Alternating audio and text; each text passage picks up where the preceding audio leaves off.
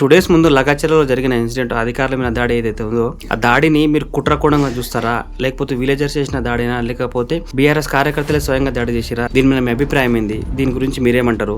లగాచర్ల incident ని బట్టి ఈ లగాచర్ల ఇన్సిడెంట్ 100% కేటీఆర్ గారిదే.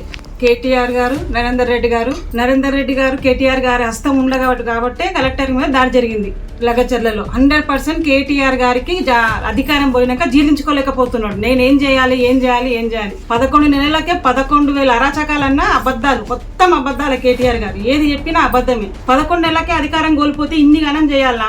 రేవంత్ రెడ్డి గారు చేసేటివి ఏమన్నా ఉంటే ప్రతిపక్ష నాయకుడు కూర్చొని చెప్పండి, మీకు కూడా అవకాశం ఇస్తారు కదా, ఇట్లా కాదు అట్లా అని. ఒక కలెక్టర్ గారు మాట్లాడడానికి పోతే ఆయనతోని రైతులకు ఏం తెలియదు, వాళ్ళకు నేర్పించి చెప్పి వాళ్ళతో దాడి చేపియడము. అసలు 10 సంవత్సరాల్లో మీరు చేసిన ఇన్ని అరాచకాలన్నా ఇలాంటి దాడులు జరిగినాయా? అప్పుడు కాంగ్రెస్ కార్యకర్తలు లేరు, అందులో ఉన్నారు కదా, ఉండి కూడా ఏం అనలేరు. ఎందుకంటే ఇది అన్యాయము. ఒక గవర్నమెంట్ ఎంప్లాయీని రాళ్లతో కొట్టడం ఎంతవరకు సమంజసం? అది 100% విరుద్ధము. అసలు ఆ కేటీఆర్ గారు ఇలాంటి దానికి రెచ్చగొడుతూ ఇలాంటి దాడులు చేపించిందంటే దాన్ని అయితే మేము ఇది 100% కేటీఆర్ పనే. మీరు అసలు ఎందుకు జీర్ణించుకోలేకపోతున్నారు రేవంత్ రెడ్డి గారు చేసే పనుల గురించి? మీరు ఆయన ఏం మంచి చేస్తలేడు. పింఛను ఇస్తున్నాడు, ఆడవాళ్ళకి బస్సు ఫ్రీ ఇస్తున్నాడు. ఈ మూసీది కూడా మీరు ఆ మూసీది మీరు చేసిందే, దాన్ని మీరు కంప్లీట్ చేయలేకపోతే ఇప్పుడు ఆయన చేస్తున్నాడు. ఇందుకు కూడా మీకు ఇంకా ఓర్వలేని తనం ఉంటే ఇది మాత్రం కరెక్ట్ కాదు. దీని వెనుక ఎవ్వరున్నా రేవంత్ రెడ్డి గారు వదిలిపెట్టారు. మేము జనాలం కూడా అంతే, దీన్ని మాత్రం సమర్థించము. అధికారులు వస్తే మీరు తగలబెట్టుకోండి అని చెప్తున్నారు.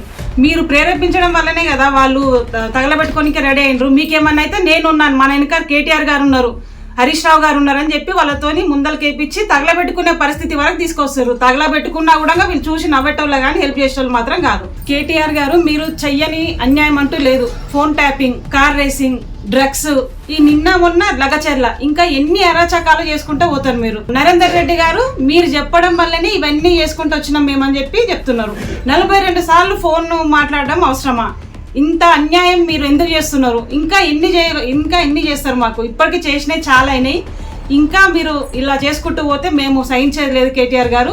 ఇది మాత్రం అన్యాయము. ఆల్రెడీ మీరు మాజీ ముఖ్యమంత్రి గారి కొడుకై ఉండి జనాలకు ఆదర్శంగా నిలవాలి, కానీ జనాలని తొక్కుకుంటూ వాళ్ళు నలిగిపోతుంటే వాళ్ళని చూసుకుంటూ ఆనందపడడం ఏమాత్రం కరెక్ట్ కాదు. ఇది ఖచ్చితంగా మీకు ఆ భగవంతుడు అనేవాడు ఉంటే ఖచ్చితంగా మీకు ఎలాంటి శిక్ష విధిస్తాడో అది త్వరలోనే తెలిసిపోతుంది.